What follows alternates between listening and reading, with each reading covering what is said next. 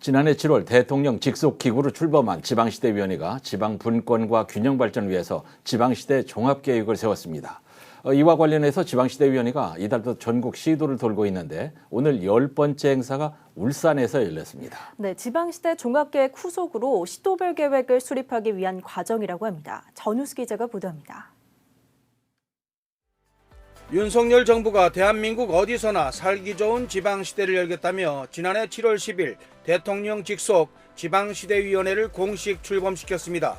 이후 울산시도 지난 9월 지방시대 울산 비전 선포식을 갖고 지방시대 준비에 들어갔습니다.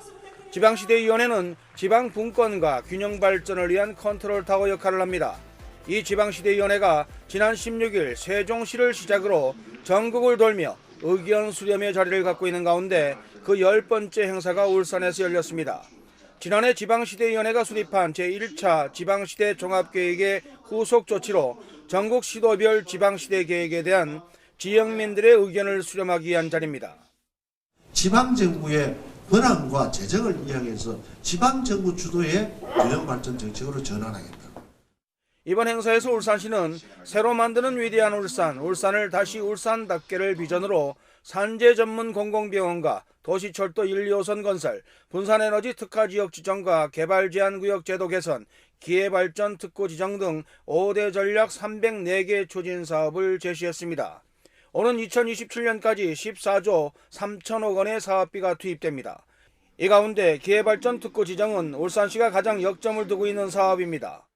우리 울산은 울산이 잘하는 주력 산업하고 신산업 육성 그리고 기회발전 특구를 비롯한 4대 특구를 그 중심으로 해서 지방시대를 선도해 나갈 계획입니다.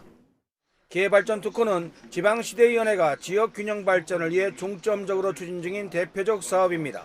기회발전 특구에 지정되면 소득세와 법인세, 부동산 관련 지방세 감면을 비롯해 재정지원과 공장 설립 인허가 원스톱 처리 등 각종 인센티브가 주어집니다.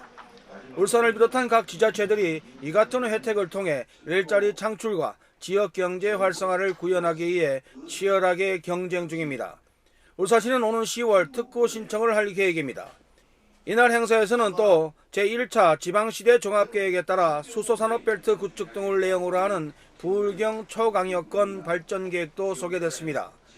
한편 울산시의 지방시대 계획은 관련법에 따라 이번 의견 수렴 등의 내용을 반영해 자체 심의와 의결 과정을 거쳐 다음 달 15일까지 지방시대위원회에 제출해야 합니다. 제시엔 뉴스 전우수입니다.